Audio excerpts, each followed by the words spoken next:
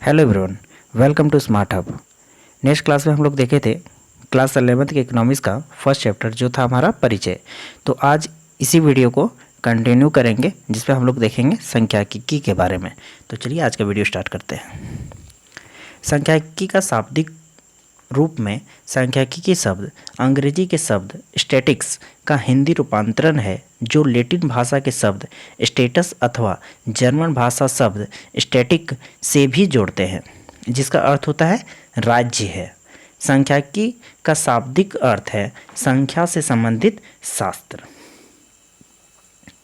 सांख्यिकी या स्टैटिक्स सांख्यिकी ऐसे वक्तव्य जिनमें संख्या से संबंधित तथ्य हो सांख्यिकी का या समक कहलाता है, अर्थात सांख्यिकी संख्यात्मक सूचनाओं का भंडार है। परिभाषा: विज्ञान जिसमें संख्यात्मक विश्लेषण की विभिन्न विधियों का अध्ययन करते हैं सांख्यिकी का जाता है। जैसे सांख्यिकी में केवल संख्यात्मक तथ्यों का ही अध्ययन किया जाता है, इसमें गुणात्मक तथ्यों का अध्ययन नहीं किया जाता है। सांख्यिकी का संख्यात्मक सूचनाओं का भंडार भी माना जाता है। सांख्यिकी के जन्मदाता विद्वान गॉडफ्राइड एचेनवाल थे। सांख्यिकी को दो प्रकार से प्रकाशित किया जाता है, बहुवचन सांख्यिकी के रूप में, एक वचन सांख्यिकी के रूप में। बहुवचन संख्या के रूप में सांख्यिकी।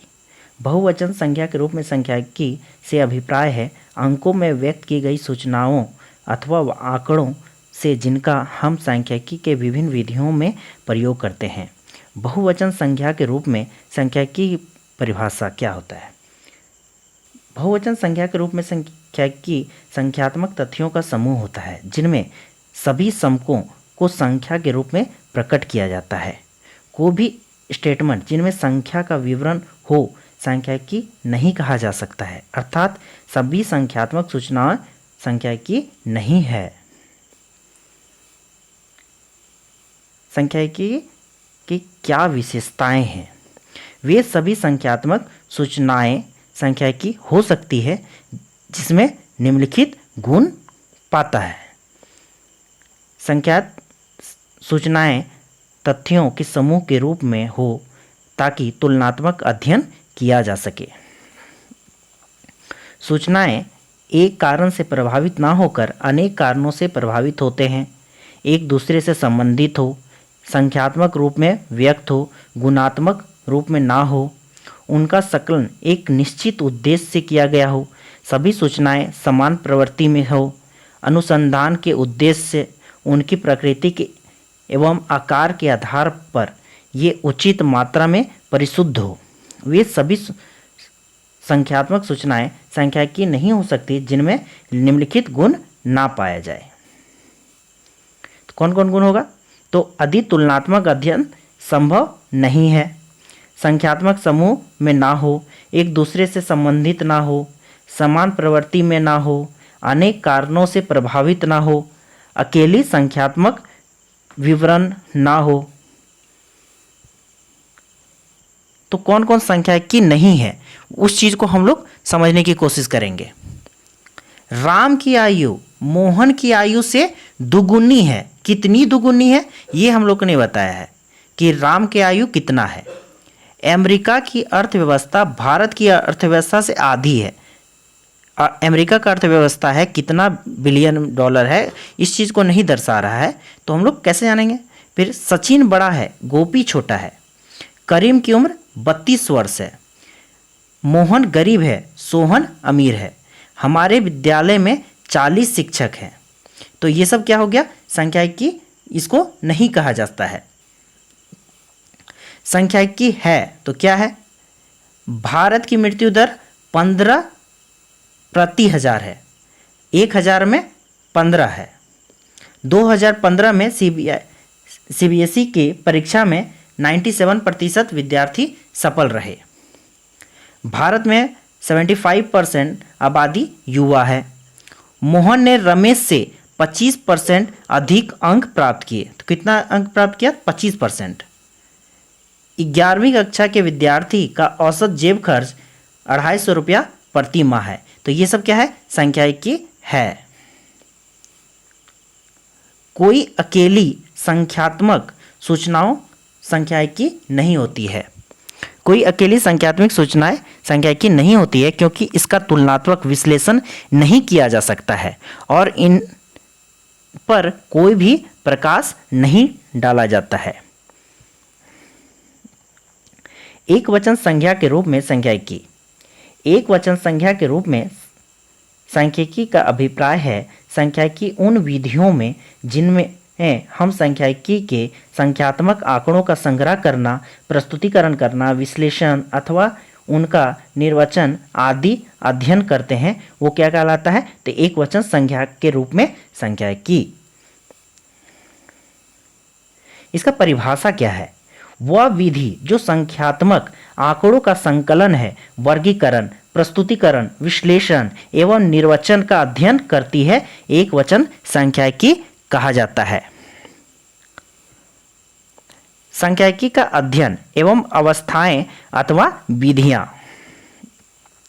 आंकड़ों का संकलन, कलेक्शन ऑफ डाटा। जब कोई अन्वेषक अपने अध्ययन के लिए आंकड़ों का स्वयं अथवा अन्य प्रकाशित या अप्रकाशित विस्तृत सूत्रों से प्राप्त करता है तो इस प्रक्रिया को आंकड़ों का संकलन कहा जाता है। इसको क्या बोलेंगे? Collection of data. आंकड़ों का व्यवस्थीकरण। जब इन संकलित आंकड़ों का क्रमानुसार व्यवस्थित करते हैं, वर्गीकरण करते हैं या संपादन करते हैं तो इस प्रक्रिया को आंकड़ों का व्यवस्थीकरण कहा जाता है। आंकड़ों का प्रस्तुतिकरण। इन व्यवस्थित आंकड़ों को जब अनेक अन्वेषक के द्वारा सारणीय आरेखीय प्रस्तुतिकरण या चित्रमय प्रस्तुतिकरण किया जाता है तो इस प्रक्रिया को आंकड़ों का प्रस्तुतिकरण कहा जाता है। आंकड़ों का विश्लेषण।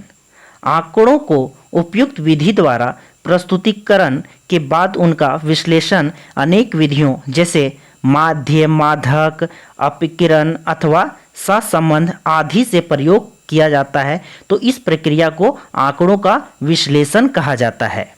एनालिसिस ऑफ डाटा कहेंगे। आंकड़ों का निर्वचन। जब कोई अन्वेषक विश्लेषित आंकड़ों का आधार पर कोई निष्कर्ष निकलता है तो इस प्रक्रिया को आंकड़ों का निर्वचन कहा जाता है। सांख्यिकी विज्ञान के रूप में विशेषताएं। इसका विज्ञान के रूप में क्या विशेषता है? इनमें ज्ञान का कर्मबद्ध समूह और अध्ययन हो, इसकी विधियां कर्मानुसार हो, इनके नियम सार्वभौमिक हो, इसमें पूर्वानुमान लगाने की क्षमता हो, इसमें गतिशीलता का गुण हो, इसमें कारण और अभाव का संबंध स्पष्ट किया जा रहा हो। सांख्यिकी कला के रूप में विशेषताएं। यह कार्य करने के व्यवस्थित ढंग को दिखाता है, कला लक्ष्य की ओर पहुंचाता है, कला से आत्मसंयम एवं अनुभव की प्राप्ति होती है, कला से समस्या का समाधान मिलता है, कला से कौशल निपुणता के आधार पर परिणाम प्राप्त होता है। तो ये सब क्या में आएगा? तो सांख्यिकी कला के रूप की कुछ विशेषताएं हैं। सांख्यिकी के कार्य। सांख्यिकी जटिल सूचनाओं को सरल बनाती है। यह जटिल सूचनाओं एवं विश्लेषण एवं निर्वचन योग्य बनाती है। सांख्यिकी तथ्यों को संख्या के रूप में प्रस्तुत करती है। सांख्यिकी ज्ञान एवं कला दोनों रूपों में कार्य करती है। सांख्यिकी विभिन्न मदों के बीच तुलनात्मक अध्ययन करती है। यह नीति निर्धारण एवं पूर्वानुमान में सहायक होती है। सांख्यिकी की सीमाएं।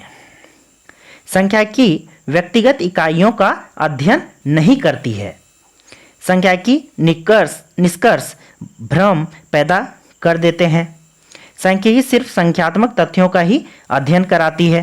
सांख्यिकी नियम केवल औसत पर ही सत्य उतरते हैं। इसका उपयोग केवल विशेषज्ञों द्वारा ही संभव है। इसका दुरुपयोग भी संभव है। सांख्यिकी का अर्थशास्त्र में क्या महत्व है? सांख्यिकी उपभोग संबंधित आंकड़ों का अध्ययन कराता है। यह आर्थिक नियोजन के लिए ढांचा प्रदान करता है। व्यापार एवं उत्पादन में सांख्यिकी व्यापार का आकार बढ़ने पर मांग एवं पूर्ति में सामंजस्य स्थापित करने में सहायता प्रदान करता है।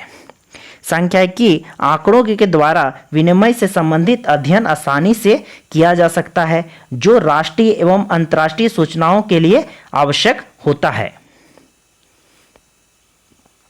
तो आज के वीडियो में इतना ही। नेक्स्ट क्लास में हम लोग क्या देखेंगे, इस चैप्टर के एमसीक्यू क्वेश्चन को सॉल्व करने की कोशिश करेंगे। तो चलिए आज इतना ही।